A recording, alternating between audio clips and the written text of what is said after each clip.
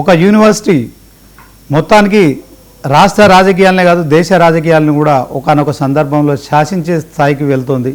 అయితే అక్కడ పాలకులు కూడా అడుగు పెట్టలేని ఒక దుర్భేద్యమైన మరి శత్రుస్థావరంగా కూడా మరి మారినట్టు కూడా ప్రచారం జరుగుతుంది.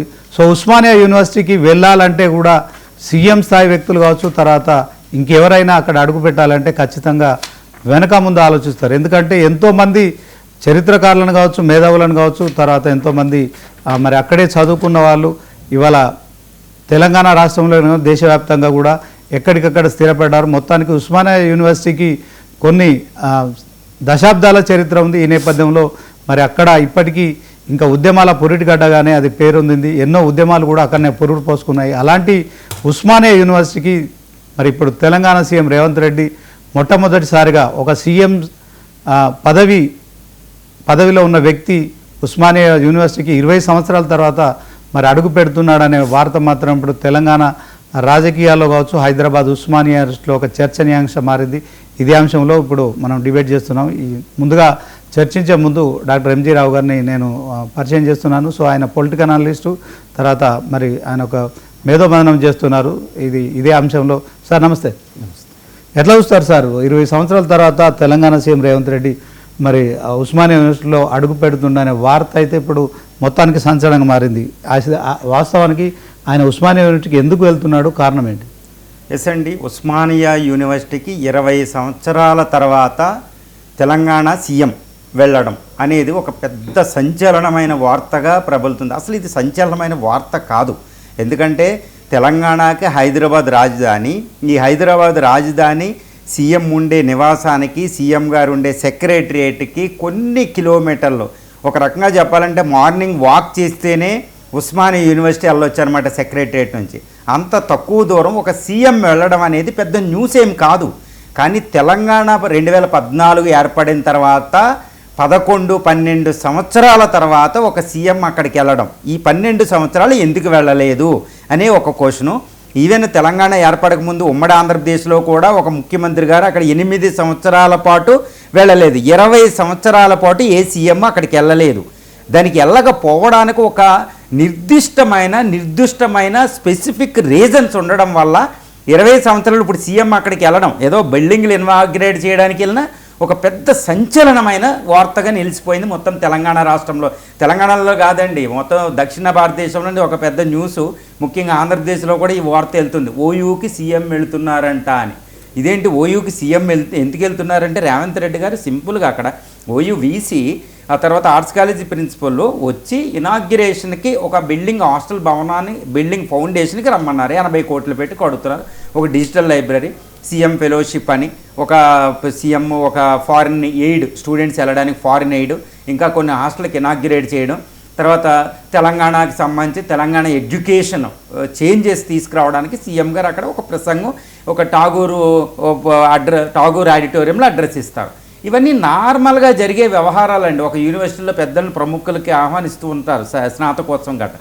ఇక ఇనాగ్యురేషన్కి ఇన్వైట్ చేయడం, సీఎం గారు రావడం అంటే 20 సంవత్సరాల తర్వాత ఒక పెద్ద ఇష్యూగా నిలిచిపోయింది. ఎందుకంటే ఇంతవరకు సీఎంలు ఎందుకు రాలేదనే దానివల్ల ఒక నిర్దిష్టమైన స్పెసిఫిక్ రీజన్స్ ఉండడం వల్లే ఇది ఒక సంచలనమైన వార్తగా ఇప్పుడు తెలంగాణలో చర్చనీయాంశమైందండి. అంటే సార్ ఇప్పుడు మీరు అన్నట్టు గతంలో 8 సంవత్సరాలు ఏ సీఎం కూడా అక్కడ అడుగుపెట్టలేదు. తాజాగా ఇప్పుడు తెలంగాణ సీఎం రేవంత్ రెడ్డి సరే మీరు అన్నట్టు ఒక ఇనాగరేషన్ పర్పస్లో వెళ్తున్నారు. గతంలో కూడా మరి తెలంగాణ రాష్ట్రాన్ని సాధించిన తెలంగాణ ఉద్యమ నేత కేసీఆర్ కూడా మరి అటువైపు కన్నెత్తి చూడలేదు. 10 సంవత్సరాలు ఆయన అధికారంలో ఉన్నాడు. మరి మొత్తానికి రేవంత్ రెడ్డి విజిట్ చేస్తున్న నేపథ్యంలో ఎందుకు ఇంత ప్రత్యేకత సంతరించు? ఒక్కటేనండి, అసలు ఇక్కడ ఒక విషయం ఏంటంటే అసలు కేసీఆర్ గారు ఉస్మానియా యూనివర్సిటీ ఎందుకు వెళ్ళలేదు? యాక్చువల్గా చెప్పాలంటే కేసీఆర్ గారు ఇప్పుడు తెలంగాణ సాధించిన ఒక తెలంగాణ పితలాంటి ఒక పెద్ద నేమ్ ఉందండి. ఈ విషయంలో ఎవ్వరికీ సందేహం అవసరం లేదు. ఎందుకంటే కల్వకుంట్ల చంద్రశేఖరరావు గారు 1969లో మొదలైన తెలంగాణ ఉద్యమం ఊపిరి ఆగిపోయిన తొలి దశలో, మలి దశలో 2014లో 2001 నుండి ఆయన తెలంగాణ ఉద్యమం మొదలు పెడితే ఆ తెలంగాణ ఉద్యమానికి కావలసిన ఊపిరి వాయువులు ఆయన తీసుకున్నది ఉస్మానియా యూనివర్సిటీ నుంచే. ఎందుకంటే 1969 తొలి దశలో తెలంగాణ ఉద్యమం నీరుగారిపోతే ఆ ఉద్యమ స్ఫూర్తిని అలాగే రగిలించి తీసుకొచ్చింది ఓన్లీ ఉస్మానియా యూనివర్సిటీ. మళ్ళీ దాని పగ్గాలు కేసీఆర్ గారు పట్టుకుని కేసీఆర్ గారు 2001 నుంచి మొదలుపెట్టి టీఆర్ఎస్ పార్టీ పెట్టి తర్వాత అది బీఆర్ఎస్ అంటే టీఆర్ఎస్ పార్టీ పెట్టి దాన్ని నడిపించి 14 సంవత్సరాలు ఆయన తెలంగాణ సాధించినప్పుడు ఆయనకి మొత్తం ఆయన శక్తి అంతా రక్కించింది only Osmania university. For example Jayashankar గారు ఆయన పూర్వం ఆయన ఉస్మానియా యూనివర్సిటీ విద్యార్థి, గుర్తుపెట్టుకోవాలి.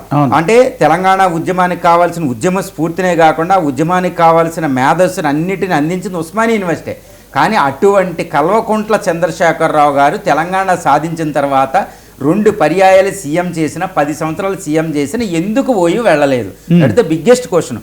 ఆ వెళ్ళకపోవడం అనే కారణం వెనకాలే ఆ కారణం వల్లే ఈ రోజు రేవంత్ రెడ్డి గారు అక్కడికి వెళ్తుంటే అతిపెద్ద వార్తగా నిలిచిందండి. ఎందుకు కేసీఆర్ గారు వెళ్ళలేదు అంటే ఇది 2015లో ఆయన తెలంగాణ ముఖ్యమంత్రి అయిన తర్వాత మొదటి పర్యాయంలోనే ఫస్ట్ టర్మ్లోనే 2015లో అక్కడికి వెళ్తే అక్కడ స్టూడెంట్ ప్రొటెస్ట్ జరిగింది.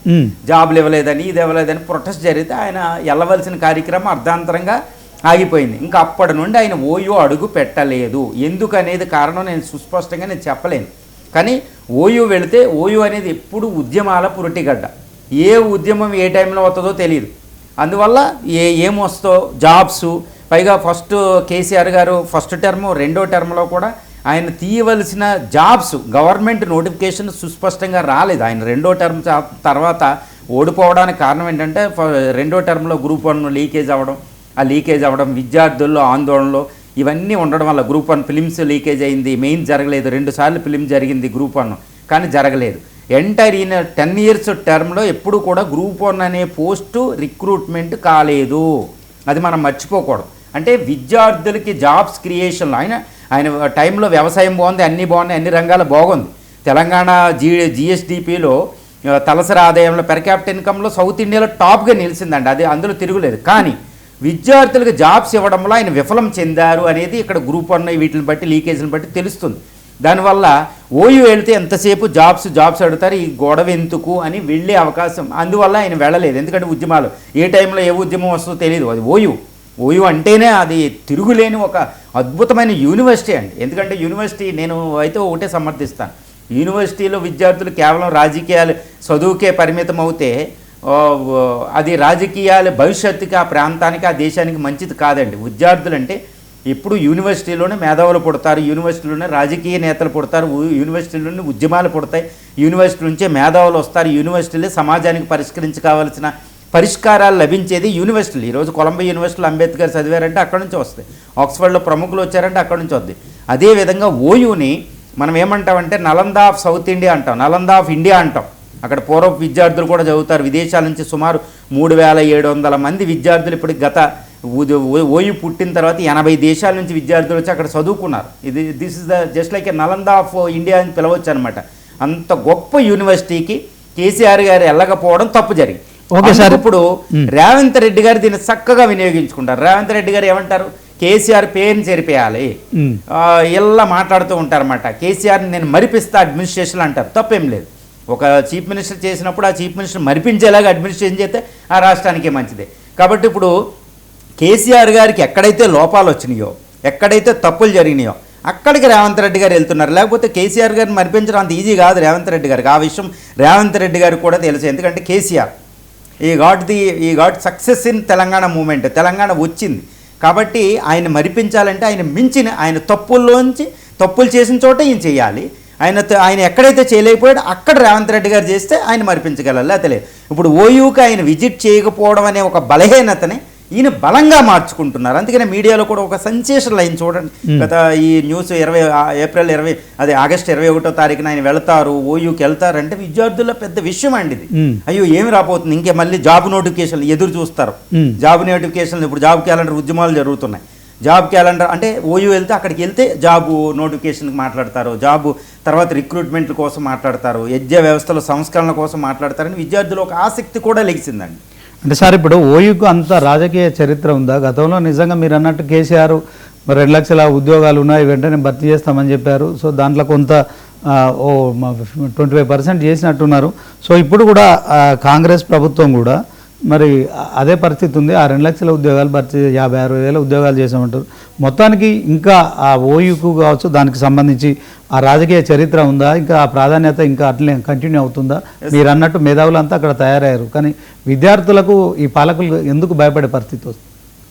ఒకటేనండి, ఓయూ అనగానే రాజకీయ చరిత్ర అనేది ఒకటి కనపడుతుంది. 1917లో మీర్ ఉస్మాన్ అలీ ఖాన్ దాన్ని స్థాపించిన తర్వాత అప్పుడు ఇక్కడ నిజాం కాలేజీ బషీర్బాగ్ దగ్గర పెట్టారు. తర్వాత అది భవనం సొంత భవనంలో 1934లో వెళ్ళడం జరిగింది.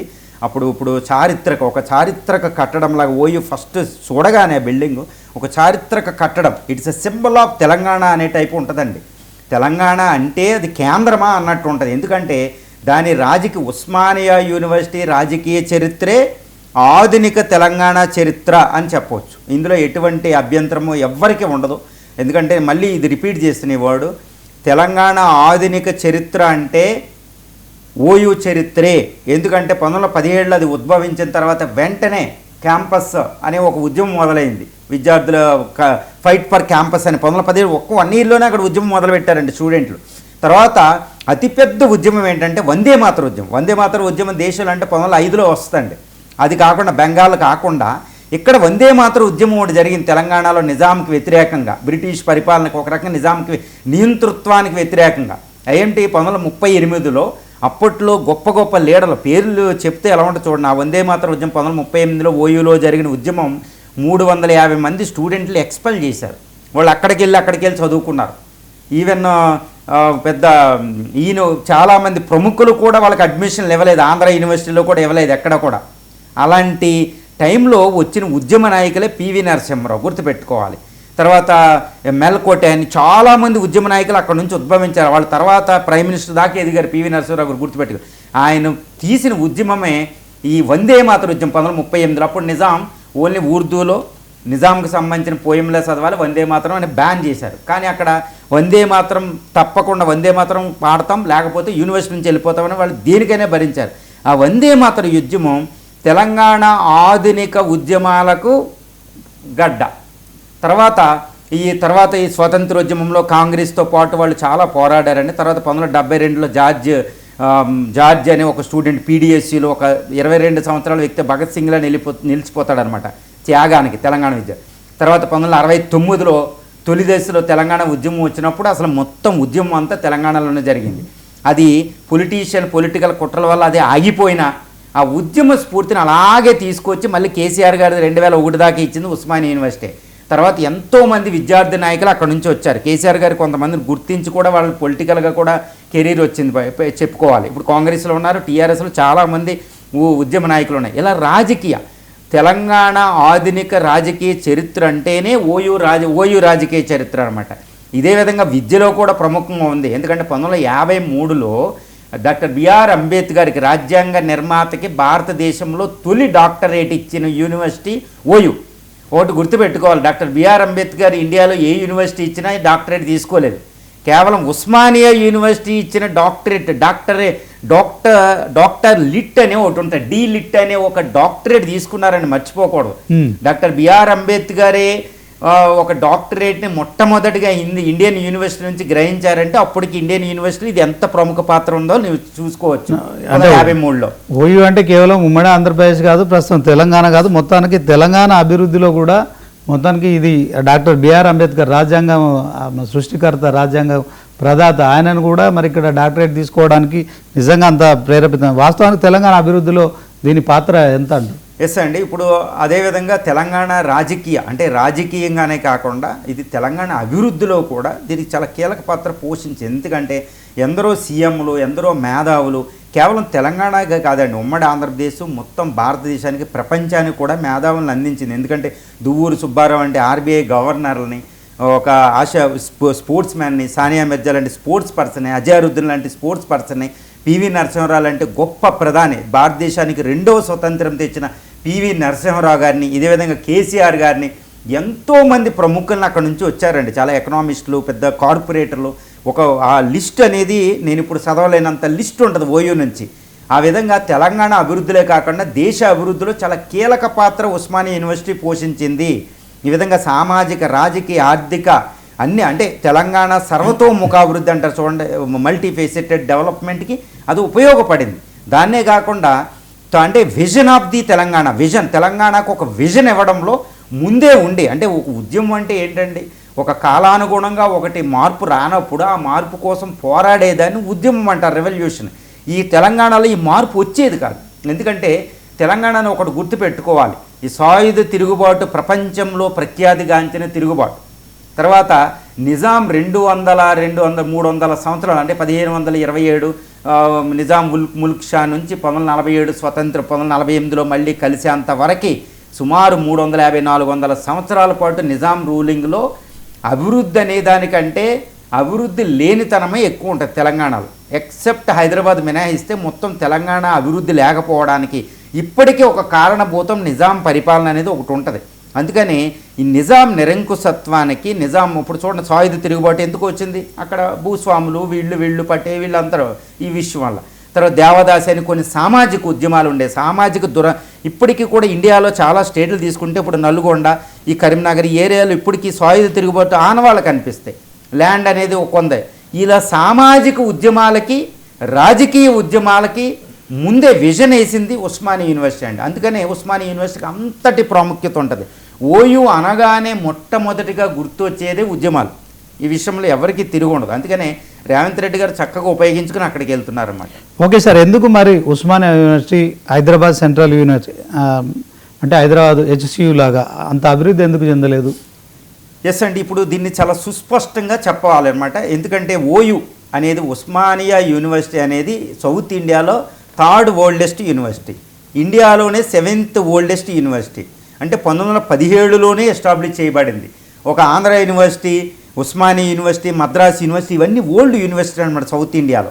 ఇలాంటి యూనివర్సిటీ ఎప్పుడు అలాగే ఎందుకుండిపోయింది? ఒక సెంట్రల్ పక్క దాని తర్వాత వచ్చిన హైదరాబాద్లో ఇప్పుడు సుమారు 16 ఒక డజన్ వరకు యూనివర్సిటీలు ఉంటాయండి. అది చూస్తే ఇప్పుడు హెచ్సియు అని ఇలాంటి హైదరాబాద్ ఇవన్నీ బాగా డెవలప్ అయింది. ఇప్పుడు తెలంగాణ అనేది ఇప్పుడు హైదరాబాద్లో తర్వాత ఇప్పుడు కార్పొరేట్ ఇప్పుడు ఐఏఎస్ అనేది ఇలాంటివి వచ్చినాయి. అవన్నీ ఎక్కడికో వెళ్ళిపోయినాయి ప్రపంచ స్థాయికి.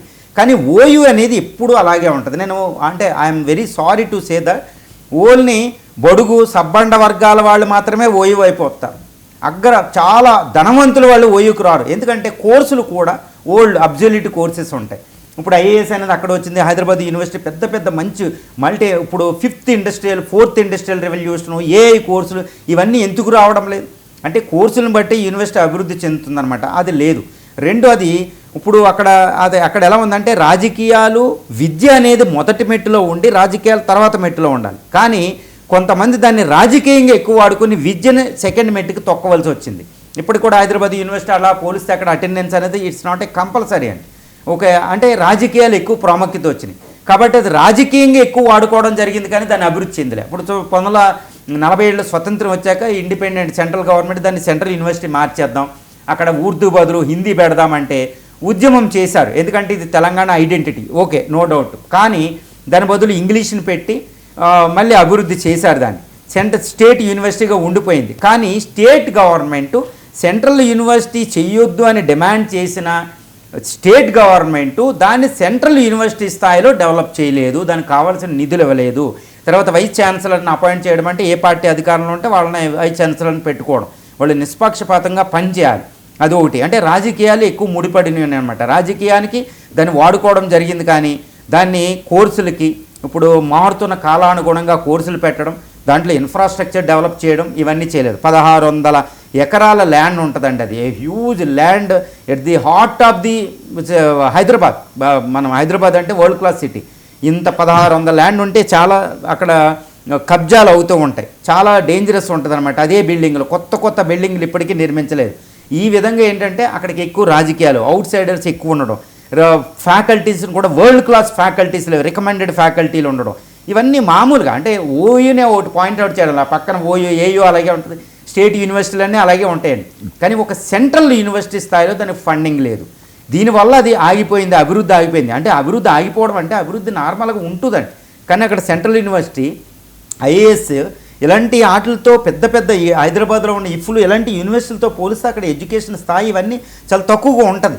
తర్వాత అక్కడ ఉన్న స్టూడెంట్, యూనివర్సిటీ స్టూడెంట్ కూడా ఒక జాబ్ నౌకరీ పోస్ట్ కొట్టడానికి ట్రై చేస్తారు, కానీ వాళ్ళకి తగ్గ ఇన్ఫ్రాస్ట్రక్చరు, వాళ్ళకు ఉన్న గైడెన్సు వాళ్ళకి ఏమీ లేవు. ఓ ప్రభుత్వ ఉద్యోగానికి ప్రిపేర్ అవ్వడానికి యూనివర్సిటీ క్యాంపస్ను ఒక వారధిగా చేసుకుంటారు. అక్కడ ఏయూ కూడా అలాగే ఉంటుంది వైజాగ్లో. ఈ స్టేట్లో ఏంటంటే గ్రూప్ 1 నుంచి group 2, group 3, group 4 constable post, SI పోస్టులు ప్రిపేర్ అవ్వడానికి అది క్యాంపస్గా ఉపయోగపడుతుందా, లేకపోతే అక్కడ యూనివర్సిటీ వరల్డ్ క్లాస్ ఎడ్యుకేషన్ ఉందా అంటే వరల్డ్ క్లాస్ ఎడ్యుకేషన్ లేదు, వరల్డ్ క్లాస్ ఇన్ఫ్రా లేదు, వరల్డ్ క్లాస్ ఫ్యాకల్టీ లేదు. దానివల్ల అది అలా ఆగిపోతుంది. రాజకీయాలకి పురిటిగడ్డగా ఉంటుంది, రాజకీయాలకు వాడుకుంటూ ఉంటారు అంతే. అందువల్ల అభివృద్ధి అనేది చేయలేదండి. ఇదంతా చేయగలిగితే that is one of the best of the university in the world అవుతుంది. ఇప్పటికీ నాక్ గ్రేడ్ ఉంటుంది, A+ గ్రేడ్ ఉంటుంది, క్విజ్ రేటింగ్ ఉంది, ఆ రేటింగ్ ఉంది, ఈ రేటింగ్లు ఉన్నాయి. అవి సామాన్యంగా ఉండే, కానీ ఉండవలసిన రీతిలో దానికి అర్హత ఎంతైతే అభివృద్ధి చెందాలో, ఎంతైతే ఆ యూనివర్సిటీ విద్యార్థులు త్యాగం చేశారో దానికి తగ్గట్టు ఆ యూనివర్సిటీ అభివృద్ధి చెందాలి. అంటే ఖచ్చితంగా కేసీఆర్ ఎక్కడ పోగొట్టుకున్నాడో రేవంత్ రెడ్డి అక్కడ అంటే దాన్ని కనుక్కుంటున్నాడు, దాంట్లోకి వెళ్తున్నాడు. ఖచ్చితంగా ఓయిని అభివృద్ధి చేసే దిశగా అడుగుపడుతుంది. సో నిజంగా ఇప్పుడు విద్యార్థులు ప్రొటెక్ట్ చేయరంటారా? సీఎం రేవంత్ రెడ్డి పర్యటన కావచ్చు అక్కడ జరుగుతున్నదా? ఒకటేనండి, ఇప్పుడు రేవంత్ రెడ్డి గారు అక్కడికి వెళుతున్నారు అంటే ఇప్పటికే ఆల్రెడీ ఏంటంటే ఇప్పుడు తెలంగాణలో గ్రూప్ 1 నోటిఫికేషన్ మొత్తం కేసీఆర్ గారి పరిపాలన 10 సంవత్సరాలు గ్రూప్ 1 కండక్ట్ చేయలేకపోయారు. తర్వాత రేవంత్ రెడ్డి గారు వచ్చి దాన్ని రీనోటిఫికేషన్ ఇస్తే అది కూడా మళ్ళీ మెయిన్స్ స్థాయిలో ఇది అయిందని కోర్టు కేసులు ఇప్పుడు కోర్టు రిజర్వ్డ్ చేసింది. అంటే గ్రూప్ 1 నోటిఫికేషన్ కంప్లీట్ కాలే. గ్రూప్ 2 అలాగే ఉంది. గ్రూప్ 2 నోటిఫికేషన్ కూడా దీంతో లింక్ అయ్యి అది అవ్వలేదు. గ్రూప్ 3 అవ్వలేదు. గ్రూప్ 4 ఒకటే మనకి పోస్టులు ఇవ్వడం జరిగింది. ఇప్పుడు ఏంటంటే జాబ్ నోటిఫికేషన్. ఇప్పుడు కాంగ్రెస్ అజెండా ఏంటంటే అధికారంలోకి వస్తే మేము ఇన్ని లక్షల పోస్టులు ఇస్తాం ప్రతి సంవత్సరం, ఇచ్చామంటున్నారు 50,000 కానీ ఈ కంప్లీట్ కాలే. జాబ్ క్యాలెండర్ కోసం విద్యార్థులు డిమాండ్ చేస్తున్నారు. అక్కడక్కడ ముఖ్యంగా ఓయిలో కూడా డిమాండ్ చేయడం మనం చూస్తూ ఉంటాం. జాబ్ క్యాలెండర్ అనేది ఒక ప్రొటెస్ట్ జరుగుతుంది. ఇప్పుడు జాబ్ క్యాలెండర్ వాళ్ళు ప్రొటెస్ట్ చేస్తారంటే సీఎంని ఇప్పుడు ఓయూ వెళ్తున్నారు కాబట్టి వాళ్ళు ప్రొటెస్ట్ చేసే అవకాశం లేదు. ముందు వినతి పత్రం సమర్పిస్తారు, సీఎం కూడా దానికి పాజిటివ్గానే రియాక్ట్ అయ్యే అవకాశం ఉంది కాబట్టి ఏం చేయరు. కానీ ఓయూ వచ్చి ఆయన హాస్టల్ బిల్డింగ్ కట్టి ఇన్ఫ్రా డెవలప్ చేస్తాను, వరల్డ్ క్లాస్ యూనివర్సిటీగా నేను చేస్తానంటే ఓయూలో ఏ విద్యార్థి కూడా దాన్ని వ్యతిరేకించరు అని నేను అనుకుంటున్నాను. ఇంకోటి ఏంటంటే ఓయూ సీఎం గారు వెళ్తున్నారు అంటే ఇప్పటివరకు ఏ సీఎం విజిట్ చేయలేదు కాబట్టి తెలంగాణ ఏర్పడ్డాక 2014 నుండి ఇప్పుడు ఈ ఓయూ ఈయన వెళ్తున్నారు కాబట్టి విద్యార్థుల సంతోషం ఎక్కువ ఉంటుంది. వాళ్ళు ఏదన్నా అడగాలనుకుంటే వినతి పత్రాల ద్వారా అడిగే అవకాశం సీఎం గారు ఇస్తారు కాబట్టి ఓయూలో ప్రొటెస్ట్ జరిగే అవకాశాలు లేవు. 2 ఓయూ వెళ్తున్నారు కాబట్టి సీఎం కూడా తెలుసు కాబట్టి రేవంత్ రెడ్డి గారు కూడా జాబ్ క్యాలెండర్ మీద ఒక నిర్దిష్టమైన ఒక ప్రకటన జారీ చేసే అవకాశం కూడా ఉందని నేను అనుకుంటున్నా. కాబట్టి ప్రొటెస్టులు చేసే అవకాశం లేదు. 2 సీఎం రేవంత్ రెడ్డి గారు ఈ అవకాశాన్ని ఉపయోగించుకుని ఓయూని నేను వరల్డ్ క్లాస్ యూనివర్సిటీ ఎలా చేస్తాను, ఒక హైదరాబాద్ సెంట్రల్ యూనివర్సిటీలో ఎలా చేస్తాను, నేను ఇన్ని ఫండ్స్ ఇస్తానని ఒక ప్రకటన జారీ చేసే అవకాశం కూడా నేను ఉందని భావిస్తున్నా. ఫైనల్గా HCUలో గవర్నమెంట్ అంటే కాంగ్రెస్ ప్రభుత్వం భూముల మీదనే ఒక ఆరోపణలు కూడా వస్తున్న నేపథ్యంలో మరి తెలంగాణ సీఎం కూడా ఓయూకు వెళ్తున్నారు. మీరు అన్నట్టు 1600 ఎకరాల భూమి ఉందని చెప్తున్నారు. సో దాంట్లో కూడా మరి బీఆర్ఎస్ కావచ్చు, బీజేపీ కావచ్చు ఖచ్చితంగా విద్యార్థులను రెచ్చగొట్టే కార్యక్రమాలు కానీ తర్వాత ఉండే అవకాశం ఉందంటారు. దీన్ని రేవంత్ రెడ్డి గారు ఎట్లా ఎదుర్కొంటారు? ఇప్పుడు ఒకటేనండి, చాలా తక్కువ వ్యవధిలో ఆయన అనౌన్స్ చేశారు నేను ఓయూ వెళ్తానని. ఈ టైంలో ఒకటి బీజేపీ కానీ బీఆర్ఎస్ కానీ రాజకీయంగా వాళ్ళని ఇన్స్టిగేట్ చేయదు, విద్యార్థుల్ని ఇన్స్టిగేట్ చేయవలసిన అవసరం లేదు. ఇప్పుడు చెయ్యరు వాళ్ళు. ఎందుకంటే ఇప్పుడు రేవంత్ రెడ్డి గారు అక్కడికి వెళ్ళి పరిష్కరించవలసిన సమస్యలే ఓయూలో ఎక్కువ ఉన్నాయి కాబట్టి ఆ సమస్యలను పరిష్కారానికి ఈయన వెళ్తున్నారంటే విద్యార్థులు కూడా ఎదురు చూస్తున్నారు కాబట్టి అక్కడ ఇన్స్టిగేట్ చేసే అవకాశాలు రాజకీయంగా ఇన్స్టిగేట్ చేయవలసిన అవసరాలే చేయదు. తర్వాత SCU ల్యాండ్లు అంటే గవర్నమెంట్ చెప్తుంది SCUలో ల్యాండ్లు వేరు, ఆ పక్కన నాన్ రిజిస్టర్డ్ ల్యాండ్లు అన్నీ అన్నారు. అప్పుడు సబ్జుడిషియల్ సుప్రీంకోర్టులో ఉంది. ఇక్కడ 1600 ఎకరాలు ఉందంటే అంటే ఇంకా అభివృద్ధి చేయడానికి కావాల్సిన వసతులు నేలలు అక్కడ ఉన్నాయి. అంటే ఇప్పుడు దీన్ని వరల్డ్ క్లాస్ యూనివర్సిటీ చేయడానికి కావాల్సిన ల్యాండ్ బ్యాంక్ అంతా అక్కడ ఓయూలో ఉంది. ఎందుకంటే మీరు ఉస్మానియా అలీ ఖాన్ ఆ టైంలోనే ఆ ల్యాండ్లు ఇవ్వడం జరిగింది 1600 ఎకరాలు. ఆ టైం నుంచి కొన్ని కబ్జాలు ఉంటే అవి రిమూవ్ చేయొచ్చు. ఇప్పుడు హైడ్రాని ఇవన్నీ ఉన్నాయి కాబట్టి రిమూవ్ చేయొచ్చు. ఆ రిమూవ్ చేస్తే రేవంత్ రెడ్డి గారి పేరు మాత్రం చిరస్మరణీయంగా ఉంటుంది అక్కడ. అంటే మొత్తానికి ఓయూకి వెళ్తున్న సందర్భంలో తెలంగాణ సీఎం రేవంత్ రెడ్డికి అయితే విద్యార్థుల నుంచి నిరసన రాదు, కేవలం స్వాగతం మాత్రమే ఉంటుందని పక్క ఎస్ అండి, స్వాగతం ఉంటుంది. కానీ ఈయనే పరిష్కరించవలసిన సమస్యలు అక్కడ చాలా ఎక్కువ ఉన్నాయి. అవన్నీ పరిష్కరించి ఇప్పుడు వరకు అభివృద్ధి ఎందుకు కుంటుపడింది ఓయూలో అవన్నీ బయటికి తీసి ఓయూని వరల్డ్ క్లాస్ యూనివర్సిటీ చేస్తానని ఆయన ఏదైనా చెప్తే మాత్రం ఓయూ ఆయన ఎప్పుడైనా నిరసనలు వ్యక్తం కావు. ఇంతవరకు సీఎంలు వెళ్ళలేదంటే నిరసనలు వస్తాయి, రాజకీయంగా నిరసనలు వస్తాయి, రాజకీయంగా ఏం జరిగిద్దని ఒక భయంతోనే ఒక సీఎం గారు ఎక్కడ అడుగు పెట్టలేదు. దీనివల్ల చాలా ఓయూ కూడా లాస్ అయింది. ఎప్పుడు ఏ సీఎం విజిట్ చేస్తూ ఉంటే ఏదోటి వస్తూ ఉంటుంది. సీఎంలు ఎవరు విజిట్ చేయలేదు కాబట్టి అది ఒక అక్కడ నుంచి దానికి ప్రాబ్లం అయింది. ఎవరు నిధులు కూడా అందలేదు. ఈరోజు సీఎం వెళ్తున్నారంటే నిధులు వస్తాయి, జాబ్ క్యాలెండర్లు వస్తాయని విద్యార్థుల ఆశలు ఉన్నాయి. కాబట్టి ప్రొటెస్ట్ చేయరు. వాళ్ళకి కావాల్సిన జాబు, వాళ్ళకి కావాల్సిన చదువు, తర్వాత రాజకీయాలండి విద్యార్థులు. సో ఓయూ వెళ్తున్నారంటే ఈ రోజులు విద్యార్థులకు స్వాగతమే, వాళ్ళు స్వాగతం పలుకుతారు తప్పని కాదు.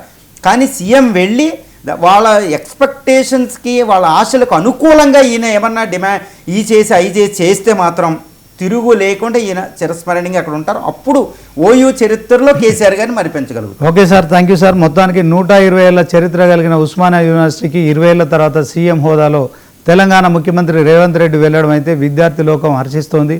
అదే సమయంలో మరి అభివృద్ధి కుంటుపడి మొత్తానికి దశాబ్దాల కాలంగా కూడా మరి కోర్సులలో కావచ్చు, తర్వాత ఇతరత్ర సౌకర్యాల విషయంలో కావచ్చు, ఇన్ఫ్రాస్ట్రక్చర్ ఇవన్నీ కూడా తెలంగాణ సీఎం రేవంత్ రెడ్డి విజిట్తో ఖచ్చితంగా మరి మోక్షం దొరికే పరిస్థితి ఉంటుంది. సో ఈ రకంగానైనా మరి గతంలో 100 ఏళ్ల క్రితం ఏదైతే కులగణన చేశామని చెప్పుకుంటున్న తెలంగాణ సీఎం రేవంత్ రెడ్డి మరి ఆయన సీఎం అయిన తర్వాత కులగణన చేశారు. అదే క్రమంలో ఉస్మానియా యూనివర్సిటీని కూడా పునరుద్ధరించాలని కోరుకుందాం. Thank you sir.